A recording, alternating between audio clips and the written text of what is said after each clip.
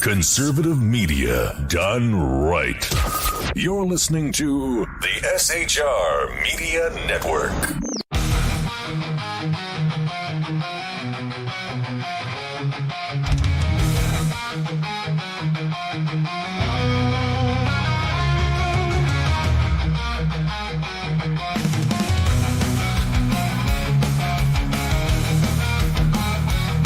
Get ready for truth bombs, belly laughs, and the kind of accent that turns car into a two-syllable adventure. Here's your host, Sean.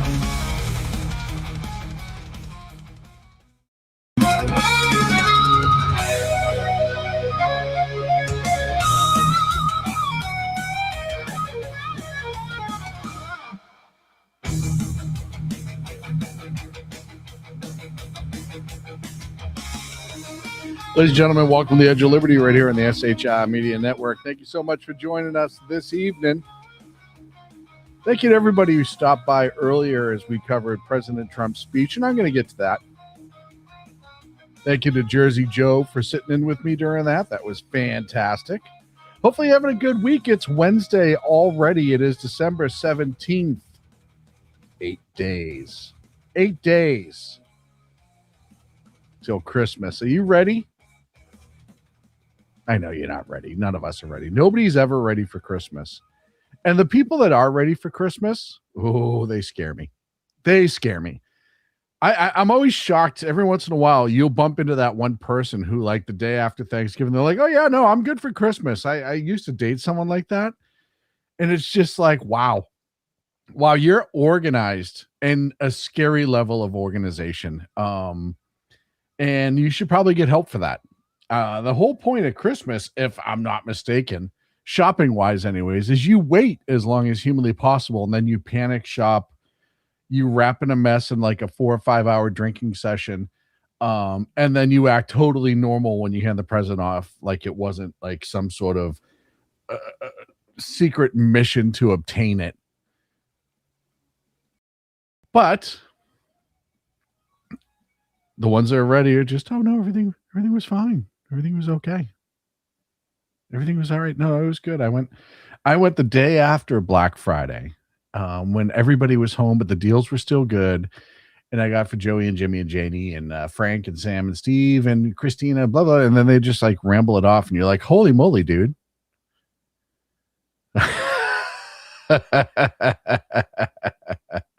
Say hi to the people in chat room. Cosmic Bods in the chat. O2AMT in the chat. Mission Ready Men's in the chat. Phantom, who was first, she beat out the Cosmic Bod. She beat out Canada Heavy Haul, who's also in the chat this evening.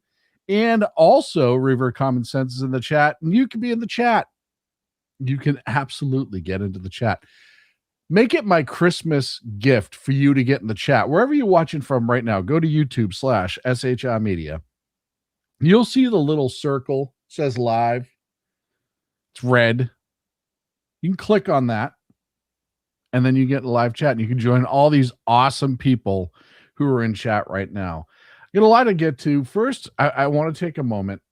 The two service members, Godsmen, that were killed in Syria, came home today. President Trump attended the dignified transfer. And I just want to take a moment for those two because they're heroes and they absolutely deserve it.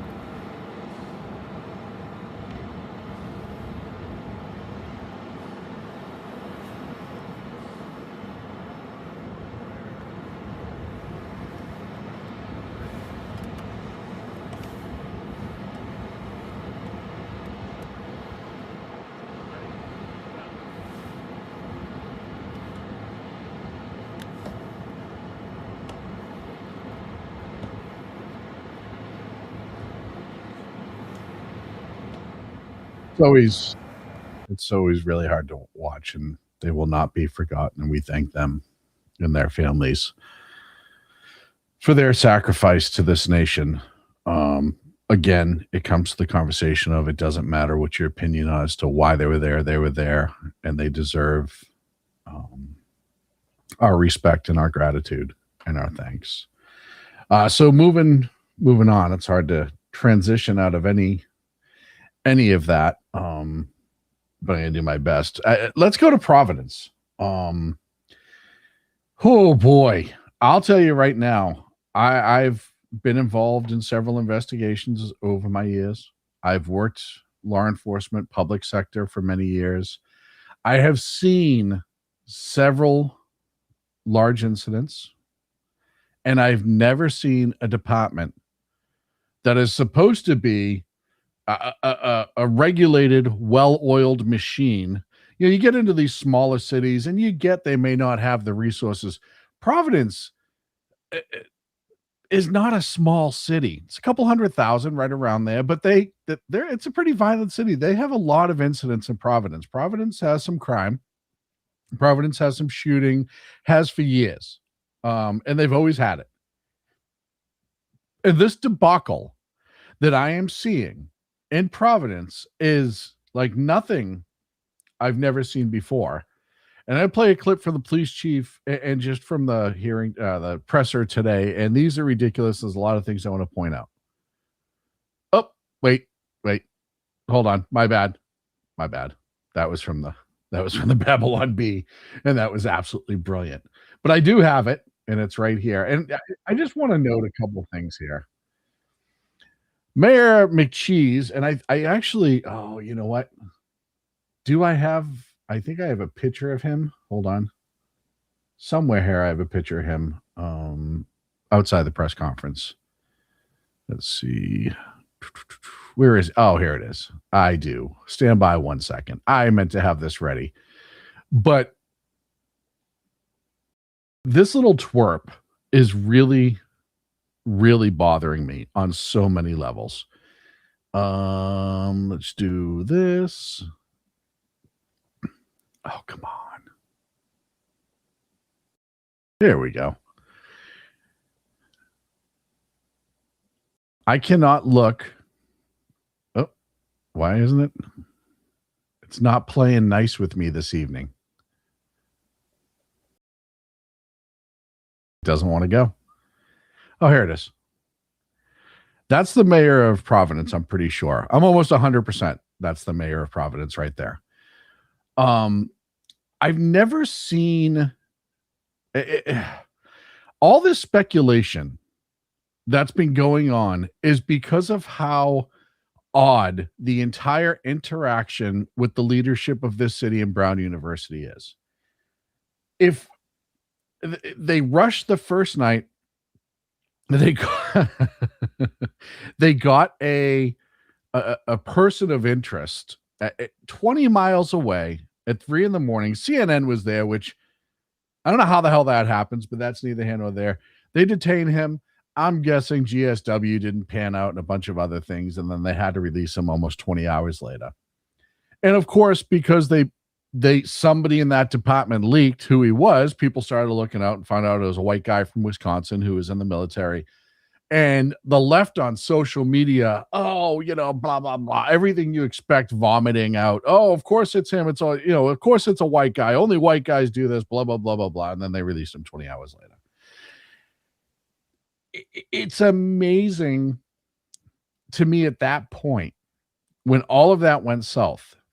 This little crew I'm about to show you did not sit down and say, all right, before we go to any next steps, we have to get our shit together. And you've seen some of the pictures that they're putting out, right? You've seen some of the suspect images. You've seen, what do they put out today? The whole thing about, they put out this person, and then they said, and it's here somewhere, but they essentially said, oh yeah, this person's not really a suspect, but they were seen kind of near the suspect. So if you see him or her, we haven't really figured out if it's a him or a her yet, just give us a call and let us know, because we want to talk to them as well.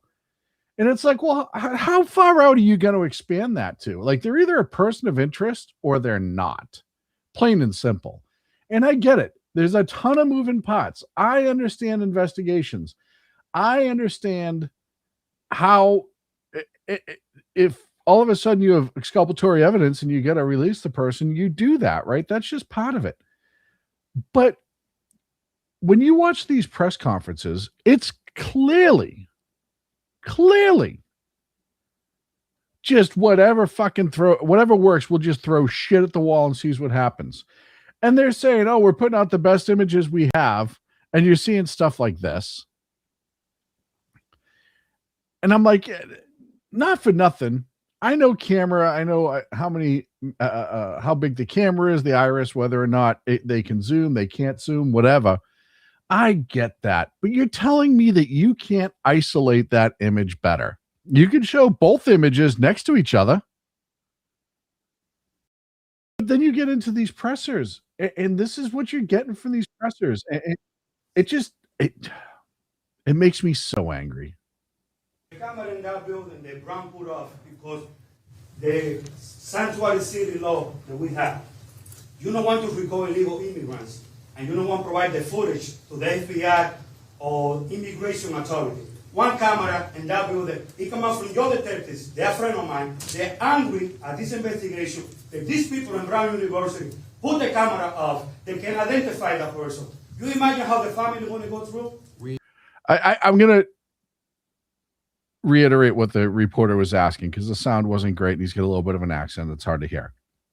He's essentially saying, how the fuck do you not have any more cameras than what you're showing us in Brown University? The amount of money that $7-8 million endowment. Here we are, 5 days later?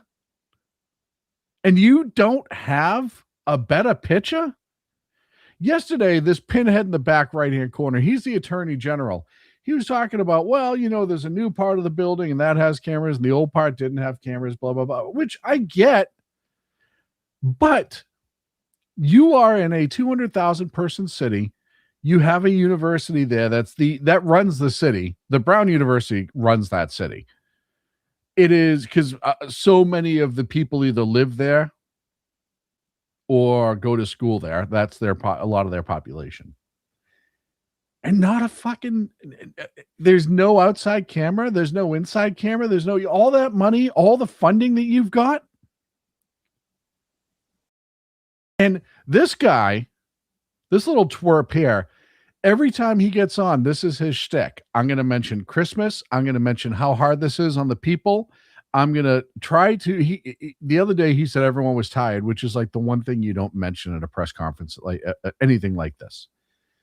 He tries to go after the emotions first. People don't want the emotions in these press conferences. People want freaking honesty and reality. Tell the truth to the media here. You guys are putting cameras off. And we heard from both the Brown police chief and the provost at Brown. The camera in that building. And they had no answer. And the other thing, too, and it's not in this press conference. I thought it was, and I'm sure I have it, but I don't want to bore you while I search for it. The mayor, when the police chief is there, the commander, the mayor is picking and choosing the questions. It's something I've never seen. It's almost like they have such a leash on this mayor and this police chief or this commander. He's a lackey. He was picked because he would do what he was told. He was hired in 2023. His brother or cousin or nephew was picked up in a humongous drug operation, but that's neither here nor there. And you can tell this guy just does whatever the mayor is the police chief, plain and simple. The mayor runs everything. And the optics of these press conferences are very plain and simple. The optics of these press conferences are, pardon, the mayor is in charge. Everybody else is doing what the mayor is saying because they're so afraid of looking bad and potentially outing something that they may not want to out. There's a bunch of rumors out there, et cetera, et cetera. And look, they might be true. They might not be true. As much as, and I tell everybody this, as much as I love the internet is wrong so much, especially when it comes to criminal cases. You have all these people who just keep throwing stuff against the wall. Oh, it's this person, it's this person, it's this person. And the police don't aren't releasing any information. I get it. You have holdbacks in a big investigation like this. You have things you won't put out in public because, well, example, if you have maybe 5 or 6 residences that, or 7 residences that you think they're moving between, you don't want to out who the suspect is per se, so you can try to catch them in between. But they don't go that long. You can't just keep pushing everybody off for an extended period of time, not in this day and age. But there are holdbacks, and I understand the holdbacks. But when you go out and you essentially say, hey, we have nothing, we have new footage, it's not great, I'm really sorry, I don't have any further information. I would rather that in a press conference than all of the bullshit that they're oh, I talked to a pizza person and they're really upset. It's the holiday season. Yeah, the whole city's upset. It's 200,000. You had a mass shooting at a university where everything is kind of runaround, right? So, yeah, we know you're fucking upset, but just come out and say something like, this is the best we got. I thought we'd have better footage too. The police chief was asked earlier today about Brown University in-car cameras, whether or not the police and the Brown University Police is an accredited police agency.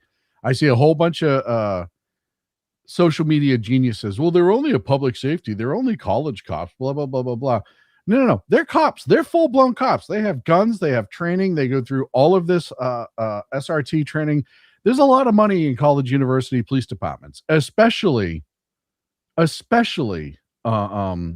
where the city kind of runs around that because of incidents like this. But when you're the police chief of the city that university is in, and you're 3, 4, 5 days out from a mass shooting, and it's an allied agency that you work with all the time. Providence PD and Brown University answer calls together all the time. I guarantee you they go to calls together all the time. And on the 4th or 5th day, as the police commander, you can't answer a question about in-car cameras for this allied agency that even if you didn't know before this incident, they're auditing every single ICC that responded to that area that day. At least they should be. If they're not, it's fucking crazy. That's a softball pitch. That's a home run every time. Did you look at the Brown University ICCs? Yep, we sure did. We're pulling them. We're auditing them now. We're going through step by step. Next question. You know that. He knows he's getting all of these questions.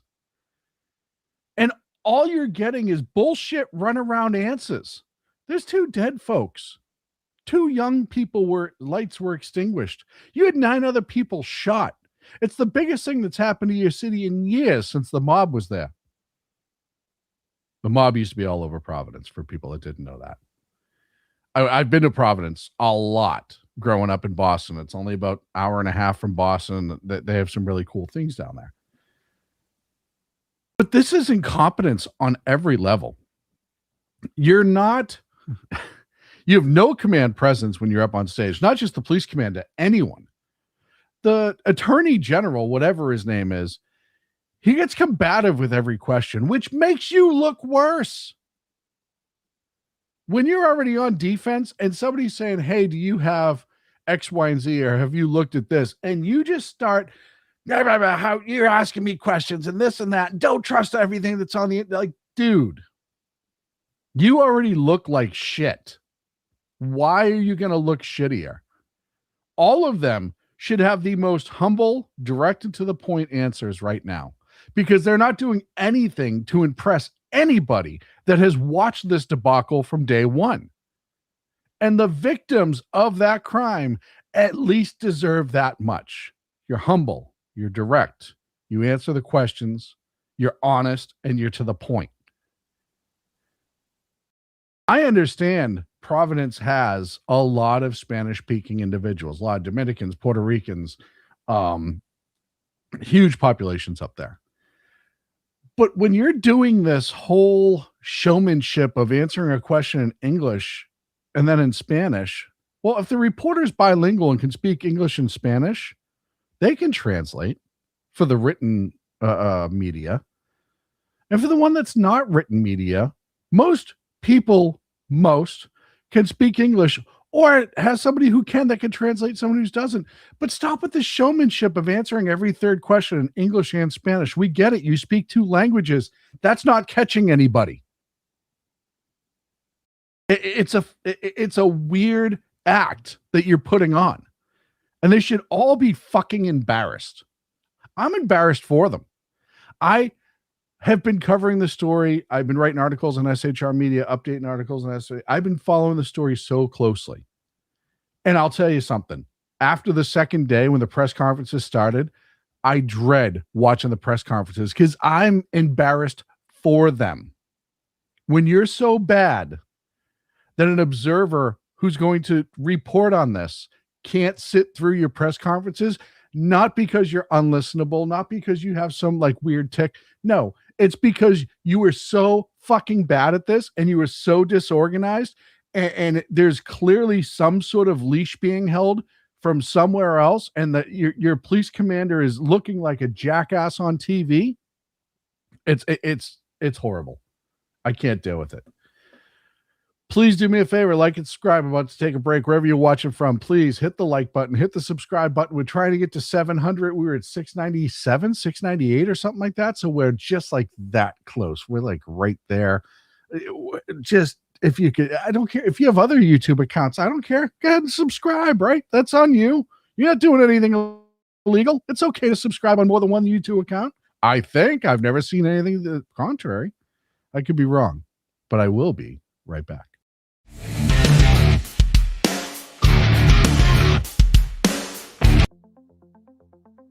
Ever dream of escaping the daily grind?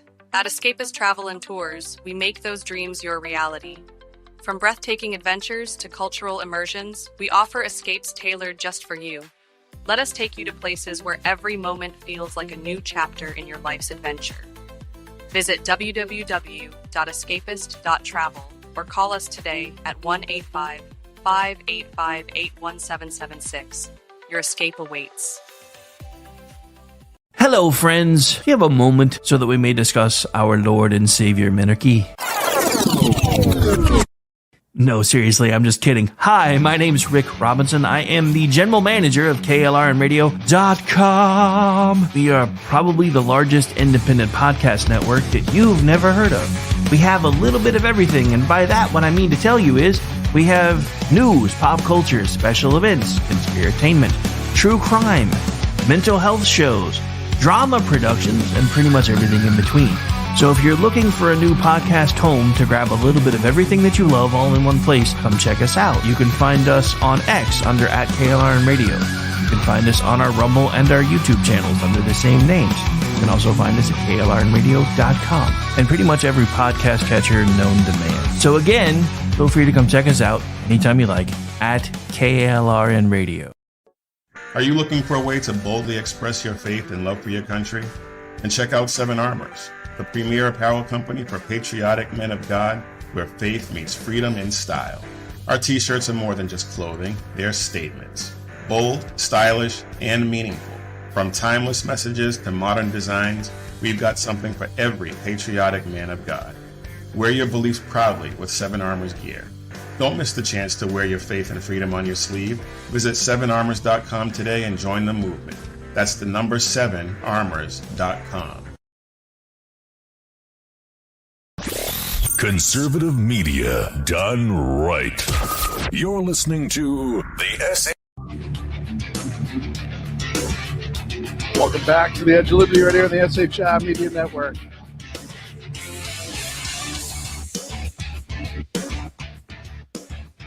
Moving right along. President Trump gave his speech this evening from the White House. It did not have what many people were expecting, which was a lot, if any, about Venezuela.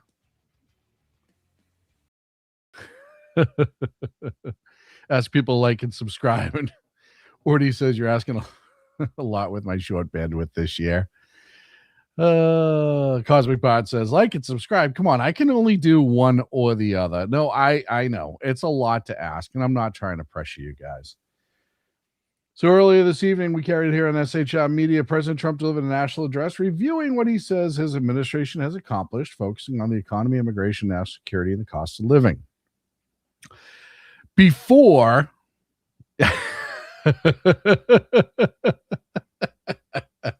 Cosmic Bard says this 100% should have been the State of the Union speech. F that 90-minute crap. Yeah, I know. The State of the Union speeches can get long, but so yeah, no Venezuela in the conversation. That was the big one. I think everybody was expecting, maybe even like announcing that we were bombing as he was speaking or something like that. You know, in modern media, you go back to Bush during the first invasion, and you know, we all knew it was coming at some point. And you know, he gave the speech like right now as we speak. There's the attack is ongoing. I think people, when there's tension built up, I think people expect that. And that didn't come tonight. First, he hit on the jobs and the economy. And he was talking about 100% of all jobs created are in the private sector. No federal jobs created, which is kind of good to see. 18 trillion in new investments committed to the U.S. 18 trillion. We knew that number, but it's good to hear. Native-born employment rising. And I actually, look at this. Ready? Price decreases, and this is hotels, propane, prescription, sporting events. Some things are still up. Food's still up a little bit, admittedly. Tariffs are going to take time to settle. Gasoline, you got raw goods. It's a lot. And look, going up 37% for Biden and then down 5.1%, that's a pretty good swing. So he was talking a lot about tariffs, which is, he said, is his favorite word. Gasoline being under $2.50 in most of the country. There are exceptions. Some states are lower. There's under $2 in some places. And when you live in a place like California, where I live, it is unbelievably higher. New electrical generations to lower overall power costs, which is a big deal. And a couple things. First of all, they're getting built, so that means jobs, which is great. But the other thing is power cost has gone up considerably. I wonder if that has something to do with the amount of people that were consuming it. He's talking about inflation and how under the Biden administration, it, quote, robbed millions of Americans of home ownership. And for most people, mortgage payments will be down around $3,000 a year. He moved on to healthcare and drug pricing. Drug prices being cut 4, 5, 600% in some drugs, not all. We got the most favored nation pricing model. At least that's what he's working for. Will we actually get a deal because we buy so much? Talked about TrumpRx.gov. I have not gone to TrumpRx.gov for prescription medications, but you're welcome to do that. I just haven't had a chance to look at it. Call the ACA the Unaffordable Care Act, which it is. And speaking of that today, the House passed H.R. 6703, which is pseudo replacement for Obamacare. They did not add the subsidies that were in there that we've been paying for years to hide how bad Obamacare is. So that's going to go through to the Senate where the fight's going to happen. That's going to be the big fight. That's going to be the struggle. We can all know that's coming now. But one of the things that, and I'll talk about that bill later, actually. I'm going to finish up on Trump first. And he reiterated that the money for any money coming from the government to help pay for healthcare should go to the people so they can choose where they want to buy. All of those things, I think, resonated with people. He talked about immigration crisis, blamed it all on Biden, which we all knew. 60% of growth in the rental markets under the Biden administration, 60% was by illegals, according to President Trump. Let's see. I think I have another graph here somewhere. That is the real wage changes by under Trump versus Biden, down almost $3,000 under Biden, and up in all sectors by $1,000, factory workers 1,300, construction workers average of 1,826, and mining 3,336. He mentioned that there was a lot of investment in mining, which I thought was interesting. Here's the gas prices, as we talked about earlier, being down. Here's the mortgage cost increase under Biden, almost $14,600, and down, like I said, almost $3,000 under Trump. And then, of course, the native-born employment level, which is, according to the Trump administration, astronomically high. Going back to immigration, he talked about the increased costs of immigration through healthcare, education, and law enforcement. Yeah. That's something that does not get talked about. We talk about healthcare, we talk about education, but we don't talk about the increase from having all of these people, 50 million, 20 million, 10 million, no matter where you look, it's unacceptable, who are now using public services like fire and police. You don't talk about the responses for them. You don't talk about the increased crime with them. You don't talk about dealing with them. And that's something that it adds time to every calls, and it adds calls. And that's something taxpayers get saddled with. He mentioned that we officially have reverse migration for the first time in our history. In other words, we're getting rid of more people than we're allowing in, which is a positive. And he brought up Minnesota, the fraud in Minnesota, and the Somalis in Minnesota, and why that's an example of why we have to get our immigration totally under control. And I couldn't agree more. His closing themes were America first, make America great again. He did touch on the World Cup and the Olympic hosting. And of course, the 250th anniversary of the Declaration of Independence. The coolest thing, and I know a lot of people, when they hear just anyone making a speech, but especially a politician, they're just kind of like, just give me the fast and short. The coolest thing I'm leaving to the end, because as I said on air, it is entirely deserved. Every active military member is going to get a $1,776 essentially bonus. It's going out right now, according to him, as a thank you for their service and celebration of the 250th anniversary of the Declaration of Independence. I thought that was super cool. I thought that was something that, look, I said on the air, and I'll say it right here. O2AMT is talking about in chat, talking about the small and medium, they're just as bad. The level of fraud is just not as visible. Yeah, I'm sure anytime you have a population, look, as I talked about Monday night, when you have a group of immigrants, legal or otherwise, that come to an area, and once a group of them figure out how to scam, that word passes like wildfire. And I'm sure if you have relatives in Maine, or if they're living in Maine, they have relatives in Minnesota, and I'm sure all of that information was passed down because a lot of people work their whole life just trying to scam people out of other money, including taxpayers. But yeah, I thought that was kind of cool that Trump took care of the military members. It doesn't happen enough. Our military is underpaid. And I know in a time when we're trying to save money and we're trying to find ways to bring the debt down, etc., I get all of that. I really do. But our veterans and our service members are one of those places where I'm pretty open to the ideas. Like, hey, you want to find new and exciting ways to say thank you to these folks, to make their lives better for everything that they do for us, for our nation, to expand their well-being. Yeah, it's hard for me to say no. Look, I'm the guy who years ago on Sackheads Radio said, when we kick the UN out, which needs to happen almost immediately, if not sooner. By the way, there was a big report that we're lowering our funding to the UN considerably, which is kind of awesome. I didn't have time to get into the meat and potatoes of it, but I saw it just before I went to air. But yeah, I said, look, you kick the UN the fuck out of the country, and then you turn the UN grounds into the biggest VA hospital in the country, a place where we can bring people in for long-term treatment, their families can come and stay for long-term treatment, research, all of that. Run it out of the UN.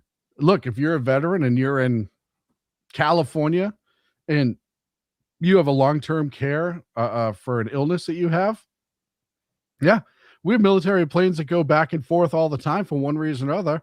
We can find a way to get you over there, and then you can stay there until you're treated, because our veterans deserve at least that.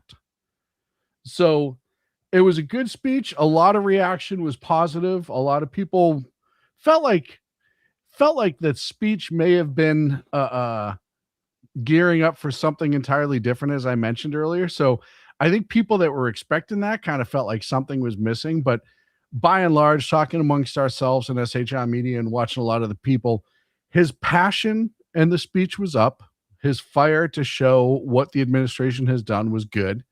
And it was a needed speech. He needed to go out and grandstand a little bit for what this administration has accomplished so far, because there are so many networks that do not cover it, newspapers that do not cover it, online liberal assholes who say the opposite intentionally because they don't have to have any integrity. They're not a news site. They're none of that stuff.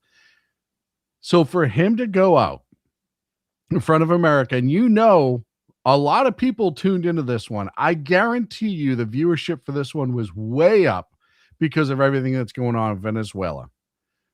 And I think a lot of people got to see what Trump actually has accomplished, or it looks like is accomplishing. So I think it was a good speech. I think it was the right time. Midterms are going to be fully underway in March. No questions asked. By March, that's when you start seeing all the political ads come back. That's when you're going to see all the BS start. Trump's allegedly going back out in the trail to help in the midterms, which I think is a great idea. So to be able to get this out now ahead of all of that in a speech where, like I said, with Venezuela hanging over the head, people thought that was what this was going to be about, no matter what the preempting of it was. And I think it was a solid speech. Randall Todd over on Facebook says that food prices are never going down. Maybe, Randall. It's yet to be seen. If we start getting more processing plants here for meat and a couple other things, food price could start to go down. But like I said, if food prices only drop a little bit, which they have dropped overall, as long as you are paying attention to what you're buying and where you're buying, your food prices are not horrible. The problem we have in this country is we buy a lot of stuff without looking at where it's from. And I do it myself. I'm not saying that I'm perfect. But if you pay attention a little bit more, you could actually probably do yourself some good there. Get 2 minutes for the break. I want to talk about this. This was from Piers Morgan the other night, and I forget this New York Times writer. He's just a scumbag. And they were talking about the Bondi Beach attack. And this guy's trying to set up Jillian Michaels, and I'm sure you've all seen this, but I think it's worth a watch, as being a white nationalist and a white supremacist. And just listen to how this turns out for him. And again, this is what happens when you only have racism to base your argument on. Talking points are from 2001, which is why I yawned. The DeLorean right now is in 2025. Listen, I've been in this for a long time, Jill. I know you're just discovering this. Congratulations. I think I've also. Let me just finish. Okay, I let you say a lot of hateful, Wajahat. stupid, reckless things about Muslim Islam. I sat there. Would you like to say one? I just sat there. That's 20 million people. Jillian, you still by have your own 16 admission. dead, Wajahat. You by your own admission are a white nationalist. You by your own admission. That's what you are, a white nationalist. You admitted it. I'm a white I saw the You know clip. I'm Arab, right? The number I'm one Syrian and domestic terror Lebanese and threat- Turkish. Okay, you're the one whose talking points are from 2000. Oh, man. Look, the whole point of that conversation on Piers Morgan is Islam a problem, right? And they're hashing all of that out however they were going to, and they had all different people. And this is Pierce's new thing where he gets 6 people and he has kind of like 4 on 3, 4 on 3, 3 on 3, 4 on 2. And he really starts kind of making sure people get amped up. And then it does and incredibly draw somebody out like that. His whole point was to say that everything, Wajad Ali is his name. Thank you, Mission Ready Men. Everything is just Islamophobia, which is a word.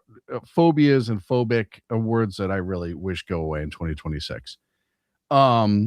Everything's Islamophobic, or it's a white national thing, and everyone's racist. That's his whole shtick, right? Democrats have not learned that is not how you're going to win an argument, and that's not how you're going to win people. They just refuse to let that go. It's seriously like, it's almost like having like a 6 or 7 year old boy who's walking around with his hands in his pants, holding his ween the entire time. Like almost every boy does it. You're like, dude, you got to let it go. Dude, you got to let it go. Take your hands out of your pants. You got to let it go. It's not going anywhere. You got to let it go. That's racism. And right now, Islamophobia for Democrats. And here's the problem. I read a study, and it's something like 90% of all terrorist and violent and mass casualty incident events since like 1990, or no, since 9/11, I'm sorry, is conducted by Muslims, right? You're gonna you're not gonna win it by just saying everybody's racist and not start to talk about the societal problems, the problem with Islam, all of that stuff. It's not going to go away. And you're not going to win anyone over by saying, oh my gosh, you're racist because you're mad about this. Yeah, we get mad when people get slaughtered, especially when they get specifically targeted and slaughtered. Be right back after this.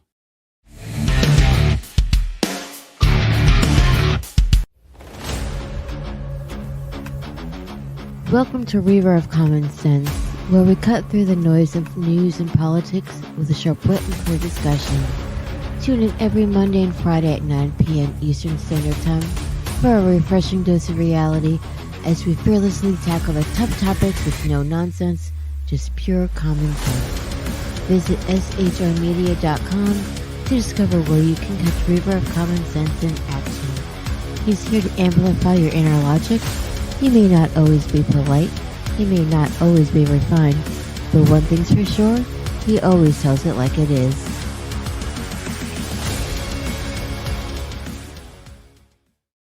Come listen to BZ's Berserk Bobcat Saloon Radio Show.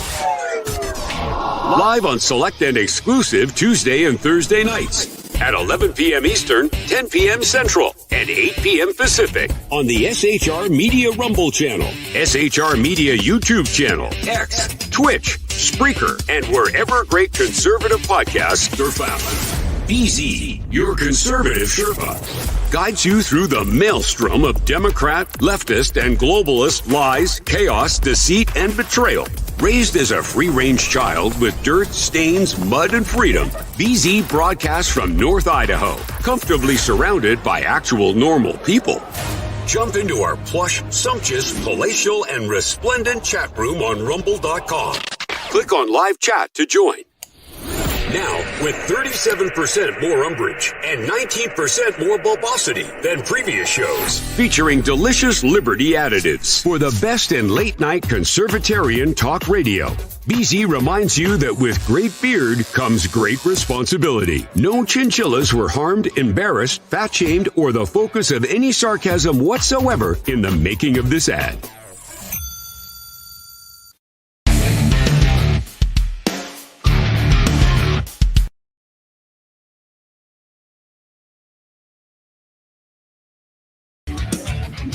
And welcome back.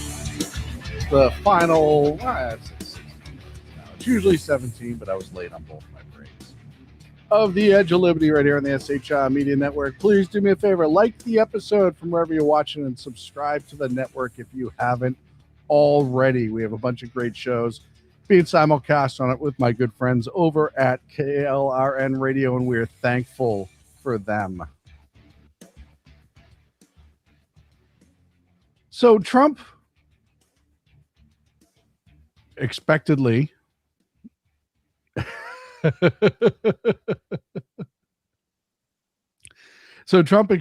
expanded the travel ban for countries coming into America. And almost like she was waiting for another opportunity to be an idiot in front of a camera, you had Ilhan Omar run to CNN and say this. President Trump signed a proclamation yesterday expanding the list of countries with full or partial travel restrictions from 39 to 39. That's up from 19. And Somalia is on that list. What's your reaction to that? I mean, the biggest worry of the new executive order is that it does separate families. It doesn't create an exception for U.S. citizens to have their family members be able to come visit and celebrate milestones with them. And so this is a very cruel, inhumane immigration policy that he is putting in place.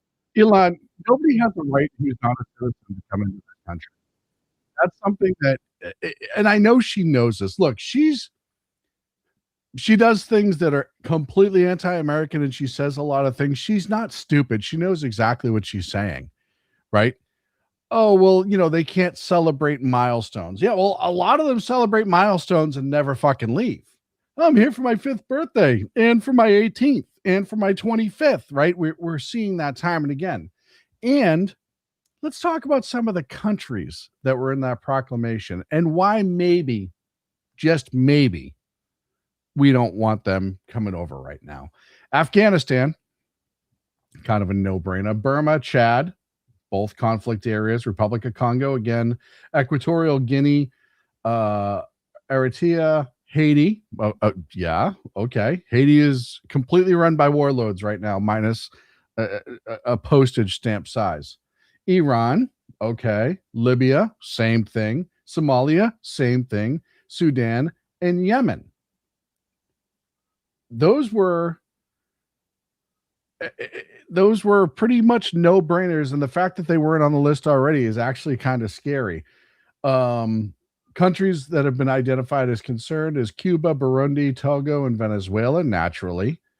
Full suspension from Burkina Faso, Laos, Mali, Niger, Sierra Leone, South Sudan, Syria, Palestinian Authority documents, so Palestine, Angola, and Barbuda, Benin, Cote d'Ivoire, Dominica, Gabon, the Gambia, Malawi, Mauritania, Nigeria, Senegal, Tanzania, Tonga, Turkmenistan, Zambia. You see a common thread, and it's not through the lens of color, race. They're all countries that have a serious problem at home for one reason or another. A lot of them, the countries are Islamists. And the other thing that they don't take into consideration is a lot of these are unbelievably poor countries who cannot and are unable or do not want to, in some cases, vet their own people. So when they apply for a visa, we can actually find out a history on who they are. It's weird. It's almost like I bet you Australia wish they thought that better today, but they didn't. Actually, they don't wish that. They just ran out and blamed guns for the problem, and not the core value, which is just unbelievable to me. But yeah, this isn't something that, to me, it's something that should have been done a long time ago. Like, this should have already been fucking done. And the fact that it hasn't been is kind of a bother, in my opinion. Let's see. Oh, it would help if I go back to where all my clips are. So I want to move up to Seattle. I know BZ touched on this the other night, but it's something that the news really blocked and didn't really talk about a whole lot. 2 police officers were stabbed on December 12th in Bellevue, Washington. They responded to a 911 call that was made by the suspect. The suspect lured them in. Upon arrival, the suspect produced a kitchen knife, and this happened. Shot fire! Call one's closed. Fire, shot fire. Radio copy, shots fired at 1234. Where is that radio? I believe that's going to be 1 Adam at the Bellevue Downtown Transit Center. 1 Adam 12. I'm hit. I'm bleeding from the head. Start EMS now. Copy, starting EMS, 1 Adam 12 hit. 13 has pack. 045, putting on a fire recall. Okay. 244 seconds, sending an assessment. 040, an officer has a head laceration, neck laceration, and a stab wound in the back. 400 block of 110. Can you tell them to come to the transit center, please? I just unbelievable audio. So the suspect allegedly attacked officers with a knife. One of them seriously injured. He's got a dislocated shoulder and had other stab wounds. The suspect was shot. He is in the hospital recovering because, you know, that's how it works out for people like him. And they're going to be filed for a felony, which is a shock in Washington, especially in Bellevue, which is right outside Seattle, that they're charging him with a felony and not like a cite and release or something like that. The suspect is from Sierra Leone. There's a lot of question to his immigration status.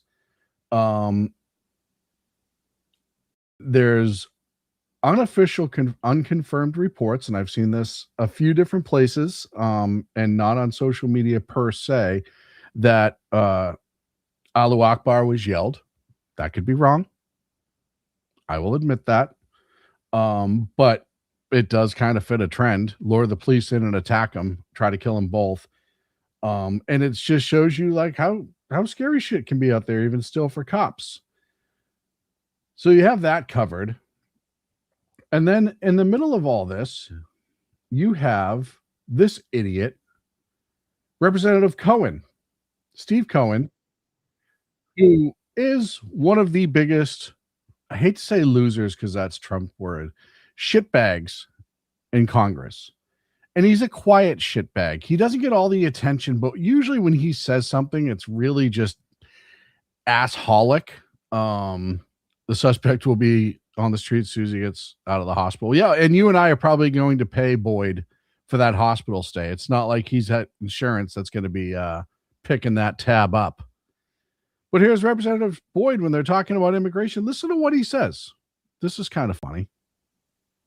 The president created the Crime in Memphis Task Force, which was designed to surge federal law enforcement resources in Memphis and improve coordination across agencies. I support the additional FBI, DEA, and AFT agents that have come into Memphis because we already had them in Memphis. Okay, we're off to a good start. Hey, Memphis has a lot of crime. We got federal support. That's a good thing. Residents of Memphis have been agreeing that is a good thing. And they're finding guns and illegal guns, and they're finding drugs, and they're finding other crimes. Now, remember that. Here's a Democrat who, when they're talking about surging agents into areas under the Trump administration to try to help with crime, they're finding drugs, they're finding guns, and they're dealing with other crimes. That's admitted to. He will say that. So when they say, well, they're not even doing anything, well, here's a representative who's saying, no, they're actually doing something.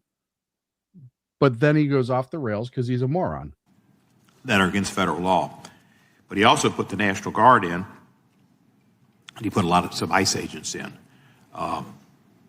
Memphis is not an immigration center of crime. That's not true. Memphis has a lot of immigration and illegals. Illegals, when you surge over 10 million to 20 million, depending on the numbers, into the country, they spread out pretty evenly. And when Trump's going to surge ATF, FBI, DEA, and other federal agencies, why would you not surge ICE? Because then you first of all, they have support, which they don't get out of cities like Chicago, federal backup. And you now have a resource where, say you go into a room, say you're the FBI or the DEA or whoever, and you have 8 people detained because there's 14 pounds of coke in the bed or whatever, and 2 of them you're not going to charge, but you find out they're illegals. Well, they're hanging out with criminals. They're around crime. They're around criminal entity. They don't belong in this country. So why wouldn't you have them there on top of just regular enforcement? Most of the people that are there that are immigrants, even if they did come into the country illegally, most of them are working legally and doing a lot of important work in Memphis. Can't do that. You can't enter the country illegally and work legally. You can't do that. You have businesses can't hire you if you're illegal, and you cannot work if you're illegal. You're not supposed to be able to work. And he just said, oh, they may come in illegally, but they work illegally. No. Either that business is intentionally breaking the law because they have to be checked, or the person who is working legally is using somebody else's information, and that's an additional crime. But this is what we get. This is what we get from Democrats. If it's not about race, it's about Islamophobia. If it's not about Islamophobia, it's about ICE. If it's not about ICE, well, they don't have anything. Racism. That's all they have by, right? And when they admit openly, hey, these guys are doing something illegal, but that's okay, we shouldn't care. That tells you how little concern they have for the rule of law, the integrity of our national borders, and the Constitution, and the American citizens who may be out of a job because of their presence.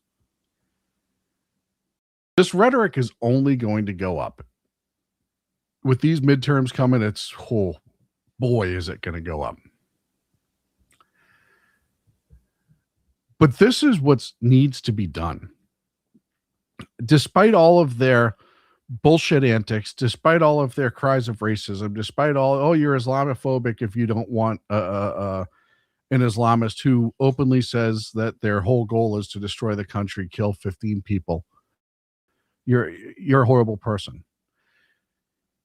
Think of what they're leaning into. Think of who they're leaning into. And think about how long they've been leaning into it. And they will not change course. Because the progressive wing of that party is shaming them all to be more progressive. Cohen's always a progressive. He always has been. But there are other ones. This is what we are up against as a nation. As these midterms start to ramp up after the first of the year, even on a local level, you need to start identifying who these people are when you vote. Because they're voting against you and I. They're pushing against you and I. They're trying to erode the Constitution, the document that's kept our rights in place, the document that says we have certain inalienable rights that are given to us by the laws of nature, or defined by the laws of nature. In other words, government doesn't give you these. Government can't take these away unless you go to federal prison or you go to prison or commit a felony in certain situations. Then you can lose some, but you don't lose them all. And they don't care about any of that. They don't care about you as a taxpaying citizen who's never done anything illegally. They care about everybody else. And you know the answer why. They believe in open borders. They want the one world government. You will own nothing and you will be happy, as it was said earlier tonight, and BZ has said numerous times. That's their goal. And when you have in a hearing, a sitting representative say, yeah, these people might be illegal, but they're working legal jobs, when he knows that's not possible. It's because he wants his people to believe that it is. As Rush Limbaugh used to call them, the low information voters, the drive-by voters. He wants them to believe that it is possible. So everything that we're doing to actually enforce the laws of our land and protect the citizens and get rid of the bad people seems like that is the problem when it is not. Folks, that's going to be it for me tonight. Thank you so much for joining me here on the Edge of Liberty. I'm here every Monday and Wednesday, 8 p.m. Pacific, 11 on the East Coast. Also, please check out the other great shows on the network. Tuesday and Thursdays, 9 a.m. Pacific, noon on the East Coast. You have Mission Ready Men with my buddy Big E. Tuesday, Thursday night, you have BZ's Berserk Bobcat Saloon, 8 p.m. Pacific, 11 on the East Coast. Fridays and Mondays, I said that backwards, 6 p.m. Pacific, 9 on the East Coast. You have Reaver Common Sense with Jersey Joe, who's really fighting to make a comeback this Friday. We hope he does. And then on Sundays at 5 p.m. Pacific, and I know he's going to yell at me if I don't say it exactly right, but that's okay. The Lost Wanderer Show is on our YouTube, 5 p.m. Pacific, 8 p.m. on the East Coast. I appreciate you being here. Please check out all the great articles on shmedia.com. Please like and subscribe and have a great week. I will be back next week, so you don't get to go into Christmas without seeing this ugly mug one more time. Take care. Have a good night.